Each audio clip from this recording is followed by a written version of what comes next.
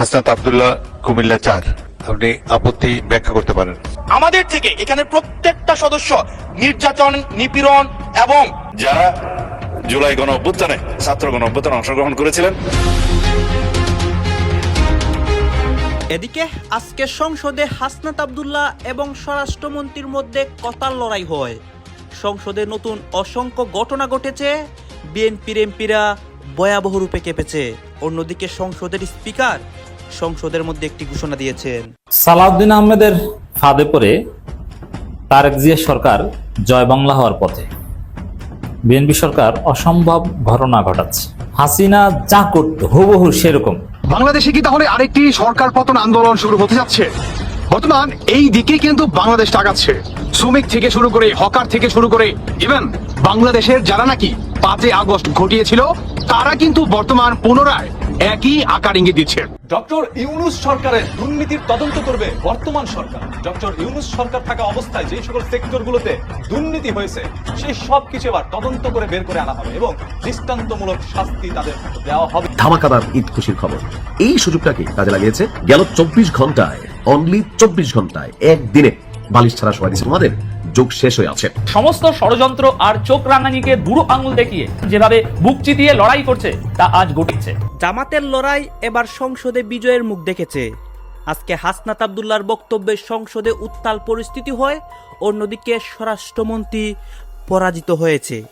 দর্শক শ্রোতা, স্বরাষ্ট্রমন্ত্রী সারা সংসদের মধ্যে উত্তাল পরিস্থিতি করে তার বক্তব্যের মাধ্যমে। আপনারা দেখতে পারবেন এই মুহূর্তে হাসনাত আব্দুল্লাহর বক্তব্যে যা যা হয় এবং দেশের রাজনীতির মধ্যে অসংখ্য ঘটনা যে আজকে ঘটেছে সবকিছু দেখতে পারবেন এই একটি নিউজ প্রতিবেদনে।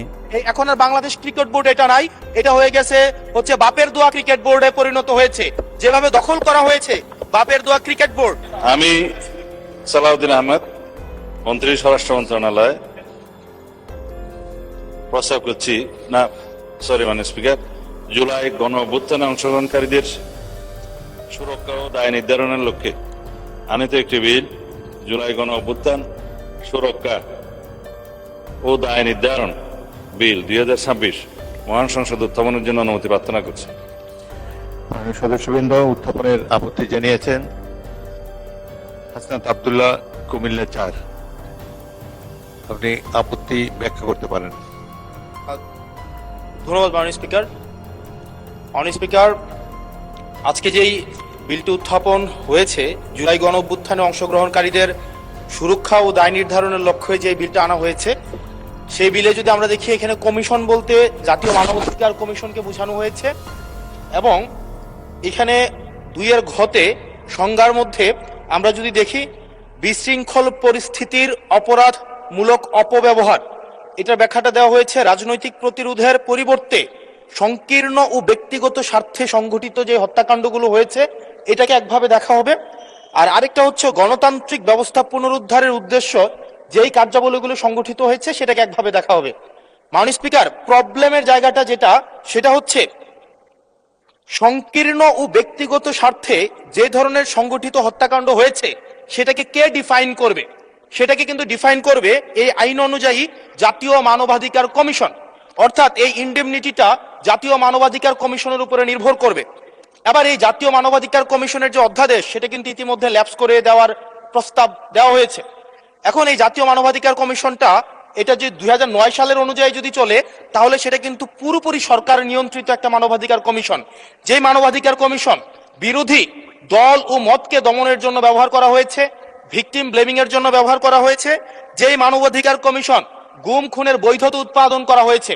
মাননীয় স্পিকার, এই মানবাধিকার কমিশনকে যদি আমরা মন্ত্রণালয়ের অধীনে রাখি এবং ওই মানবাধিকার কমিশনের মধ্য দিয়েই যদি আমরা জুলাই গণ অভ্যুত্থানের এই কার্যক্রমগুলোকে বিচারের এবং নিরীক্ষণের দায়িত্ব দেওয়া হয়, সেক্ষেত্রে এই নিরীক্ষণ কিন্তু প্রশ্নবিদ্ধ হবে। এছাড়াও আমরা যদি দেখি সাংবিধানিক প্রতিষ্ঠানগুলোকে যেভাবে নগ্নভাবে দলীয়করণ করা হচ্ছে, ইতিমধ্যে বাংলাদেশ ব্যাংকে যেভাবে দখল করা হয়েছে, যেভাবে বিসিবিকে যেভাবে এখন আর বাংলাদেশ ক্রিকেট বোর্ড এটা নাই, এটা হয়ে গেছে হচ্ছে বাপের দোয়া ক্রিকেট বোর্ডে পরিণত হয়েছে।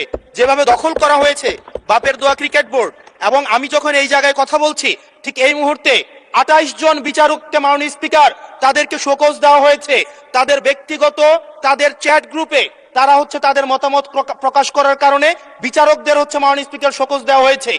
এই বাস্তবতায় আমরা এই গণ অভ্যুত্থান পরবর্তী সময়ে যদি জাতীয় মানবাধিকার কমিশনকে একটা মন্ত্রণালয়ের অধীনে রাখি, স্বরাষ্ট্র মন্ত্রণালয়ের অধীনে রাখি, তাদের মাধ্যমে আমরা নিরপেক্ষ কোনো ধরনের অনুসন্ধান আমরা কতটা পাবো সেটা নিয়ে কিন্তু আমরা সন্দিহান। সেই জায়গা থেকে এই বিলটিকে যদি আমরা বাস্তবায়ন করতে চাই, এটাকে যদি আমরা ফাংশনাল করতে চাই, শুধুমাত্র অর্নামেন্টাল না, যদি আমরা ফাংশনাল করতে চাই, তাহলে জাতীয় মানবাধিকার কমিশনকে অবশ্যই সেটাকে অটোনমাস করতে হবে। আমার সামনে যারা আছেন, আমরা হয়তো আমাদের থেকে এখানে প্রত্যেকটা সদস্য নির্যাতন, নিপীড়ন এবং তাদের যে পলিটিক্যাল রিপ্রেশনের মাত্রা শত সহস্র গুণ বেশি। আমরা তাদের কাছে প্রত্যাশা করেছিলাম এই জাতীয় মানবাধিকার কমিশনকে তারা একটা স্বতন্ত্র বডিতে নিয়ে যাবে, অথচ আমরা দেখলাম যারা সবচেয়ে বেশি নির্যাতিত হয়েছে, নিপীড়িত হয়েছে, তারাই এটাকে একটা মন্ত্রণালয়ের অধীনে রাখতে চাচ্ছে। এই অজুহাতে যে জাতীয় মানবাধিকার কমিশন যদি অটোনমাস হয়ে যায়, তাহলে সেটাকে হচ্ছে এটার জবাবদিহিতা কিভাবে নিশ্চিত হবে? মাননীয় স্পিকার, আমাদের ইলেকশন কমিশন, আমাদের হচ্ছে পিএসসি, আমাদের হচ্ছে দুর্নীতি দমন কমিশন, যদিও এটা কাজের কেতাবে আছে, গোয়ালে নাই, কিন্তু এটা কিন্তু একাডেমিক ভাবে এটাকে ইভেন ইন্টারন্যাশনালিও এই জিনিসটা কিন্তু অটোনমাস হওয়ার কথা। সেজন্য মাননীয় স্পিকার, যেভাবে বর্তমানে প্রতিষ্ঠানগুলো নগ্নভাবে দলীয়করণ করা হচ্ছে, সেজন্য জাতীয় মানবাধিকার কমিশন যে দলীয়করণ করা হবে না, আবার বাপের দোয়া একটা মানবাধিকার কমিশন বা বিরোধী দল দমন কমিশন করা হবে না, এটার প্রতি কিন্তু আমাদের আস্থা নাই। সেই জায়গাটা থেকে আমরা আপনার মাধ্যমে আমরা এই আমাদের মাননীয় স্বরাষ্ট্রমন্ত্রী সহ আমাদের HPM এর কাছে অনুরোধ থাকবে, এই বিলটা পাশ করার আগে যেন জাতীয় মানবাধিকার কমিশনের আমরা এটা যেন ইভেন উনার দলেরও একজন মাননীয় সংসদ এই বিষয়ে বক্তব্য দিয়েছেন এবং উনি পয়েন্ট বাই পয়েন্ট এই বিষয়গুলোকে ব্যাখ্যা করেছেন। যদি জাতীয় মানবাধিকার কমিশন দলীয়করণ করা হয়, দিন শেষে গুম খুন থেকে শুরু করে আমাদের এই জুলাই ইনডেমনিটি, এটা দিন শেষে হচ্ছে যে পেপারেই থেকে যাবে, এটা দিন শেষে কোনো বাস্তবায়ন হবে না।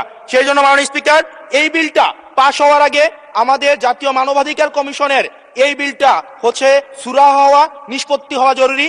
না হয় বিসিবির মতো আমরা আবার বাপের দোয়া কমিশন দেখতে পাবো, আমরা হচ্ছে বাংলাদেশ ব্যাংকের মতো আবার দলীয়করণ দেখতে পাবো, আমরা বিশ্ববিদ্যালয়গুলোকে যেভাবে এক ধরনের দলীয়করণ করা হয়েছে আমরা সেটা দেখতে পাবো, আমরা বিচার বিভাগকে আবার যেভাবে এখন ভয়ের মধ্যে নিয়ে যাওয়া হচ্ছে। ধন্যবাদ মাননীয় সদস্য। স্পিকার, আপনাকে ধন্যবাদ। এখন কিসের মধ্যে কি পান্থাবাতে গিয়েছে, যাই হোক, মানে স্পিকার, আমাদের উত্থাপন করার বিষয়টা হচ্ছে জুলাই গণ অভ্যুত্থানে অংশগ্রহণকারীদের সুরক্ষা দেওয়ার জন্য, সাংবিধানিক এবং আইনি সুরক্ষা দেওয়ার জন্য। সেটা জাতীয় দাবিতে পরিণত হয়েছে, জুলাই যোদ্ধাদের দাবি ছিল।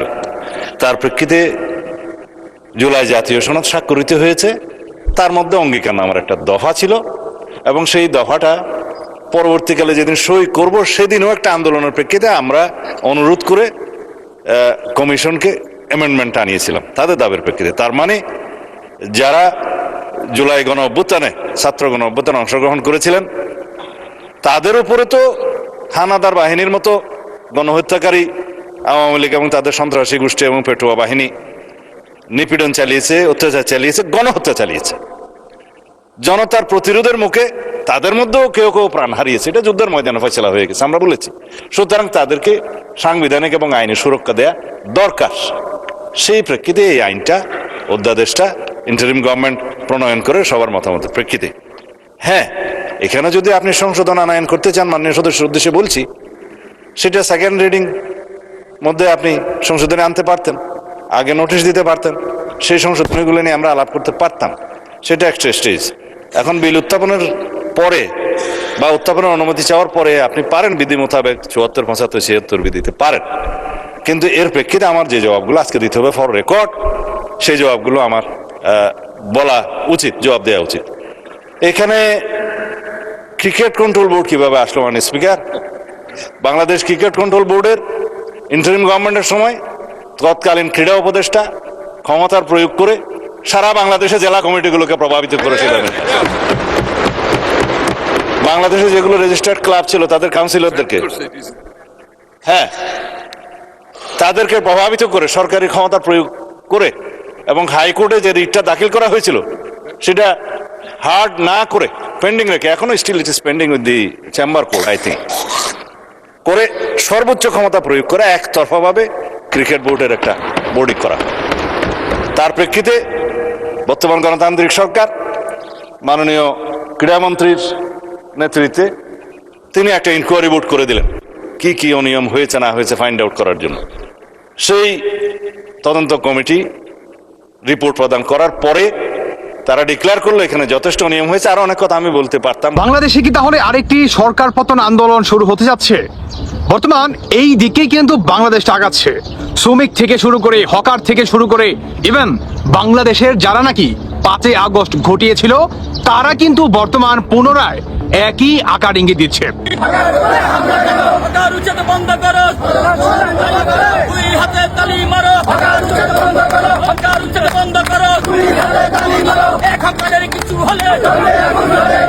বিবিসির এক সাক্ষাৎকারে আপনার ওবামা তিনি বলেন যে বাংলাদেশে যে 5ই আগস্টে আপনার সরকার পতনের যে আন্দোলনটি হয়েছিল, যে পরিবর্তনটি আমরা করার চেষ্টা করেছিলাম, সেটিতে আমরা টোটালি ব্যর্থ হয়েছে। বিএনপি সরকার যেই দিকে আগাচ্ছে আমরা কিন্তু আবারও সেই দিকেই বাংলাদেশকে নিয়ে যাচ্ছি। মানে তিনি তার স্পষ্ট বার্তা তিনি বলেন যে আরেকটি বড় গণ অভ্যুত্থান হতে যাচ্ছে। আসলে ইতিহাস কি বলে, আমরা যদি একটু ইতিহাসের দিকে তাকাই তাহলে কিন্তু খুব ভালোভাবে সমস্ত সমীকরণ কিন্তু মিলে যাবে। ইতিহাস বলে যে বিএনপি এই নিয়ে তিনবার ক্ষমতায় আসছে। প্রথমবার ক্ষমতায় আসলো সেনা গণ অভ্যুত্থানের পরে, দ্বিতীয়বার ক্ষমতায় আসলো আপনার এরশাদের পতনের পরে, তৃতীয়বার আসলো এই 5ই আগস্টের পরে। মানে তিনবারই কিন্তু কোনো না কোনো গণ অভ্যুত্থানের মাধ্যমে কিন্তু বিএনপি আসছে। আর ইতিহাস সাক্ষী, যতবারই বিএনপি গণ অভ্যুত্থানের পরে আসছে ততবারই বিএনপির চরম ভাবে পতন হয়েছে। মানে বেশি দিন ক্ষমতা ধরে রাখতে পারেনি। তাহলে কি এই দিকেই বর্তমান বাংলাদেশ আগাচ্ছে? ইতিহাস কি তাহলে এটাই বলে বিএনপি যতবারই ক্ষমতায় আসছে কোনো না কোনো গণ অভ্যুত্থানের মাধ্যম দিয়েই বিএনপির প্রতিষ্ঠিত করছে, সরকার প্রতিষ্ঠিত করছে? তাহলে কি সেই দিকে আগাচ্ছে? যেভাবে চারিদিকে আমরা এখন ধর্ষণ কাণ্ড দেখতেছি, দুর্নীতি দেখতেছি, চাঁদাবাজি দেখতেছি, ঋণখেলাপি দেখতেছি, এগুলি সব পৃষ্ঠপোষকই এখন নাম আসতেছে আমরা দেখতেছি বিএনপি। এখন এগুলি যদি তারেক রহমান হ্যান্ডেলিং না করে, কন্ট্রোল না করে, তো তারেক রহমানের অবস্থা এতটা ভয়াবহ হবে, বিএনপির অবস্থা এতটা ভয়াবহ হবে, শুধু অস্তিত্ব সংকটই না, তারা বিলুপ্ত হয়ে যাবে, বিলীন হয়ে যাবে। বর্তমান বাংলাদেশের জনগণ থেকে শুরু করে সবচেয়ে বড় কথা হচ্ছে যারা নাকি সাধারণ শিক্ষার্থী, যারা নাকি জুলাই আন্দোলন মানে প্রকৃত যারা নাকি আসলে কুঠানা মেধার যে আন্দোলনটি করেছিল, কিন্তু এটা টোটালি এক পক্ষে বা ইউনুসের বেডরুম পর্যন্ত নিয়ে যায় হাসনাত, সার্জিস, আসিফ ভুঁইয়া, নাহিদ ইসলাম, আন্নান মাসুদ, আরো অনেকে। কিন্তু যারা নাকি প্রকৃত কুঠানা মেধা চেয়েছিল তারা কি বলছে বিবিসিকে? বাংলাদেশে আরেকটি বড় একটি গণঅভ্যুত্থান হতে যাচ্ছে। মানে বিএনপি কি তাহলে পতন হবে? এদিকে বাংলাদেশের জনগণের কথা শুনলেও কিন্তু অনেকটা বোঝা যাচ্ছে। বন্ধুরা, শুধু এখানেই কিন্তু থেমে নয়, হকাররা মিছিল করছে, সাধারণ জনগণ বলছে তারেক জিয়া মাফিয়া। তারেক রহমান নিজেই একটা ভুয়া, কারণ তারেক রহমান যদি রাজনীতিবিদ হইতো, রাজনীতি করতো, তাইলে সে সংসদে যাইতো। সে সংসদে না যাইয়া সে হাওয়া ভবনে গেছে, সে হাওয়া ভবন দিয়ে দেশের ভিতরে দুর্নীতি করছে, টেন্ডারবাজি করছে। তারেক জিয়া এটা, তারেক জিয়া সেটা, একে দিয়ে সরকার আসলে গঠন করা হবে না। ওনার বাপ ছিল ভালো মানুষ, ওনার মা ছিল ভালো মানুষ, উনি হচ্ছে টেরোরিস্ট, জঙ্গিবাদী, মাফিয়া, এটা সেটা। আসলে এগুলা কিন্তু সাধারণ জনগণের ভিতরে বর্তমান তুমুল ভাবে কিন্তু সমালোচনার কিন্তু পয়দা করতেছে। আর এটার কিন্তু সবচেয়ে বড় আপনার যদি বর্তমান কেউ এই সুযোগ সুবিধাটি যদি লুটে নিতে চায় সেটি হচ্ছে জামাত শিবির আর হচ্ছে এনসিপি। আওয়ামী লীগ বিরোধী দলে কম্বাইন্ডলি এটা মোকাবেলা করা is very tough, extremely tough. Awami লীগের ব্যাপারে বলাই হয় যে আওয়ামী লীগ সরকারে যতটা না ভালো করে, বিরোধী দলে ভালো করে তার চেয়ে অনেক বেশি। তাই তো বলি বিএনপি সরকার তারা আওয়ামী লীগকে আন্ডারগ্রাউন্ডে রেখে নির্বাচন করে ফেললো, এবং নির্বাচনে তারা সরকার গঠন পর্যন্ত করে ফেলছে। এখন এসে শুনতেছি ইউনুস বইরা খাটাস যেই আপনার অবৈধভাবে তিনি ক্ষমতায় বসে অবৈধভাবে আওয়ামী লীগের সমস্ত কার্যক্রম নিষিদ্ধ করছে, মানে স্থগিত করেছে।